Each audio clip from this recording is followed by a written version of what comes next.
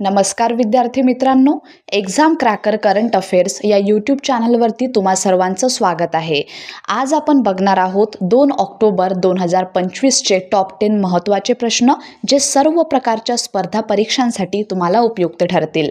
चला तर मग व्हिडिओला सुरुवात करूया. आजचा आपला पहिला प्रश्न आहे, राष्ट्रीय जैवविविधता प्राधिकरणाने म्हणजेच NBAने आंध्र प्रदेश जैवविविधता मंडळाला रेड सँडर्स संवर्धनासाठी किती निधी मंजूर केला? तर याचं योग्य उत्तर आहे पर्याय बी, 82 लाख. राष्ट्रीय जैवविविधता प्राधिकरणाने आंध्र प्रदेश जैवविविधता मंडळाला रेड सँडर्सच्या संवर्धनासाठी 82 लाख रुपयांचा निधी मंजूर केला आहे. रेड सँडर्स ही प्रजाती पूर्व घाटाच्या दक्षिणेकडील भागात आढळणारी असून ती मुख्यत्वे आंध्र प्रदेश आणि तमिळनाडू या राज्यात आढळते. ही प्रजाती संकटग्रस्त असून तिचा समावेश आंतरराष्ट्रीय निसर्ग संवर्धन संघटनेच्या रेड लिस्टमध्ये, साइट्सच्या अपेंडिक्स 2 मध्ये आणि वन्यजीव संरक्षण अधिनियम 1972च्या अनुसूची 4 मध्ये करण्यात आला आहे. आजचा दुसरा प्रश्न, आशियातील सर्वात मोठा सांडपाणी शुद्धीकरण प्रकल्प कुठे उभारण्यात आला आहे? हा प्रकल्प कुठला आहे? तर आशियातला. कशाचा? मोठा सांडपाणी शुद्धीकरणाचा प्रकल्प हा आहे. तर हा जो प्रकल्प आहे तो उभारण्यात आला आहे ओखला, दिल्ली येथे. दिल्ली जल बोर्ड ओखला येथे आशियातील सर्वात मोठ्या सांडपाणी शुद्धीकरण प्रकल्पाचे उद्घाटन करणार आहे. जपान आंतरराष्ट्रीय सहकार्य संस्थाच्या निधीतून उभारण्यात आलेला हा प्रकल्प 40 एकरांवर पसरलेला असून त्याची किंमत 1161.18 कोटी आहे. हा प्रकल्प दक्षिण दिल्लीतील 40 लाख रहिवाशांना सेवा देणार असून सांडपाणी शुद्धीकरणानंतर वीज निर्मिती करण्यासोबतच A ग्रेड स्लज उत्पादन करण्याची यामध्ये क्षमता आहे. पुढला प्रश्न, भारतीय रिझर्व्ह बँकेने अलीकडेच कोणत्या तारणावर कार्यकारी भांडवल कर्ज देण्यास परवानगी दिली आहे? तर याचं योग्य उत्तर आहे पर्याय सी, सोने व चांदी. भारतीय रिझर्व्ह बँकेने नियमांमध्ये सुधारणा करून उत्पादक व औद्योगिक युनिट्सना सोन्या चांदीच्या तारणावर कार्यकारी भांडवल कर्ज मिळण्यास परवानगी दिली आहे. पूर्वी ही सुविधा केवळ ज्वेलर्सपुरती मर्यादित होती, परंतु आता ती विस्तारित करण्यात आली आहे. अनुसूचित व्यापारी बँका तसेच 3ऱ्या व 4थ्या स्तरावरील नागरी सहकारी बँका आता उत्पादनासाठी वापरण्यात येणाऱ्या सोन्याच्या तारणावर आवश्यकतेनुसार कर्ज देऊ शकतात. चौथा प्रश्न आहे, ऑगस्ट 2025 मध्ये भारताचा औद्योगिक उत्पादन दर वर्षभराच्या तुलनेत किती वाढला? तर याचं योग्य उत्तर आहे पर्याय बी, 4%. भारतात औद्योगिक उत्पादन दर ऑगस्ट 2025 मध्ये वर्षभराच्या तुलनेत 4% वाढला आहे, जो अंदाजित 5% पेक्षा किंचित कमी आहे. खनन क्षेत्रात मजबूत सुधारणा झाली असून 6% वाढ नोंदवली गेली, तर उत्पादन क्षेत्रात 3.8% वाढ झाली, ज्यामुळे मागणीत सुस्ती दिसून येत आहे. विद्युत उत्पादन 4.1% वाढले, तर ग्राहकांचे अल्पकालीन उपभोग्य वस्तूंचे उत्पादन 6.3% घटले, जे कमकुवत ग्राहक खर्च दर्शविते.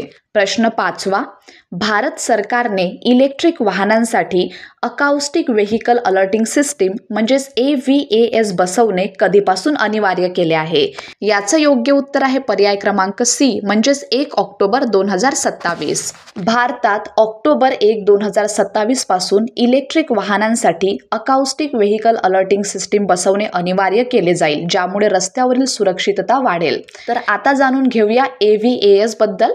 ही एक ध्वनी चेतावणी प्रणाली आहे जी प्रामुख्याने इलेक्ट्रिक वाहनांमध्ये वापरली जाते.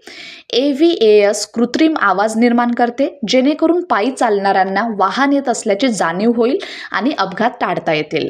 रस्ता वाहतूक आणि महामार्ग मंत्रालयाने प्रस्तावित केले आहे की इलेक्ट्रिक कार, बसेस आणि ट्रकमध्ये AVAS बसवणे आवश्यक आहे. या निर्णयामुळे भारत जागतिक मानकाशी सुसंगत होईल. 6वा प्रश्न, खालीलपैकी कोणत्या इंग्लंडच्या क्रिकेटरने आंतरराष्ट्रीय क्रिकेटमधून निवृत्ती घेतली आहे?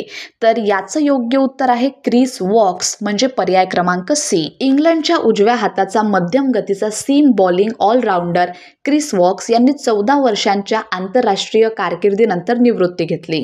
त्यांच्या कारकिर्दीत त्यांनी विविध फॉर्मॅट्समध्ये एकूण 217 सामने खेळले.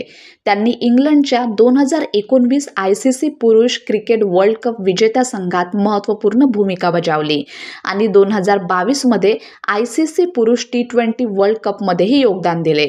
क्रिस वॉक्स यांनी आंतरराष्ट्रीय क्रिकेटमध्ये 217 सामने खेळले, 396 विकेट्स घेतल्या आणि 3705 धावा केल्या. पुढला प्रश्न आहे, राजीव वर्मा दिल्लीचे मुख्य सचिव म्हणून कधीपासून कार्यरत होतील? तर याचे योग्य उत्तर आहे पर्याय क्रमांक बी, 1 ऑक्टोबर 2025. राजीव वर्मा 1992 बॅचचे IAS अधिकारी यांची दिल्लीचे मुख्य सचिव पदासाठी 1 ऑक्टोबर 2025 पासून नियुक्ती करण्यात आली आहे.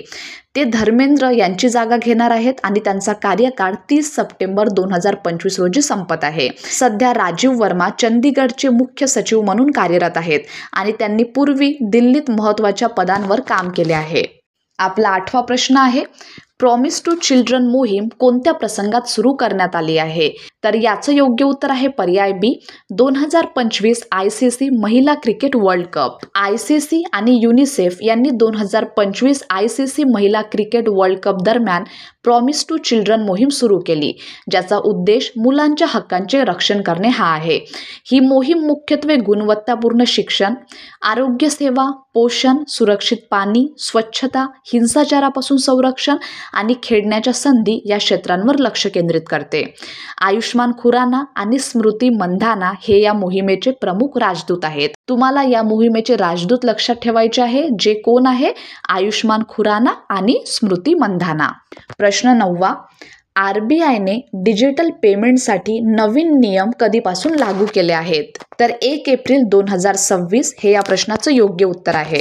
RBIने डिजिटल पेमेंट सुरक्षासाठी नवीन नियामक चौकट सादर केली आहे, ज्यामध्ये सर्व डिजिटल व्यवहारांसाठी 1 एप्रिल 2026 पासून 2 घटक प्रमाणीकरण अनिवार्य केले जाईल. लघु मूल्य व्यवहारांसाठी पूर्वनिर्धारित मर्यादांनुसार सूट लागू होईल. विविध प्रमाणीकरण पद्धतींचा वापर करण्याची परवानगी असेल, ज्यात biometrics, device tokens, pass phrases आणि ॲप्लिकेशन आधारित ऑथेंटिकेटर्स यांचा समावेश आहे. आजचा शेवटचा प्रश्न आहे, BSFने AI आणि GIS सक्षम DSS प्रणाली कुठे सुरू केली आहे? तर याचं योग्य उत्तर आहे BSF मुख्यालय. सीमा शुल्क सुरक्षा दल म्हणजेच BSFने पाकिस्तान आणि बांगलादेशच्या सीमेवरील सुरक्षा अधिक मजबूत करण्यासाठी आपल्या मुख्यालयात AI आणि GIS वर आधारित डिसिजन सपोर्ट सिस्टीम सुरू केली आहे. ही नवी DSS प्रणाली त्वरित माहिती, अंदाज वर्तवणारे विश्लेषण आणि GIS माहिती एकत्र करून कमांडरांना योग्य व वेळेवर निर्णय घेण्यासाठी मदत करते. या प्रणालीचे उद्घाटन BSFचे महानिदेशक दलजीत सिंग चौधरी यांनी केले. या प्रणालीचे उद्घाटन BSFचे महानिदेशक दलजीत सिंग चौधरी यांनी केले. तर मित्रांनो, हे होते आपले आजचे टॉप 10 महत्त्वाचे प्रश्न. आता आहे तुमच्यासाठीचा खास प्रश्न. अलीकडेच पृथ्वीच्या पृष्ठभागाची पहिली प्रतिमा कोणत्या उपग्रहाने पाठवली आहे? प्रश्न पुन्हा एकदा ऐका. अलीकडेच पृथ्वीच्या पृष्ठभागाची पहिली प्रतिमा कोणत्या उपग्रहाने पाठवली आहे? तर या प्रश्नाचं योग्य उत्तर तुम्हा सर्वांना कमेंट बॉक्समध्ये द्यायचं आहे. माहिती जर उपयुक्त वाटली असेल तर व्हिडिओला नक्की लाईक करा आणि चॅनलला सबस्क्राईब करा. धन्यवाद.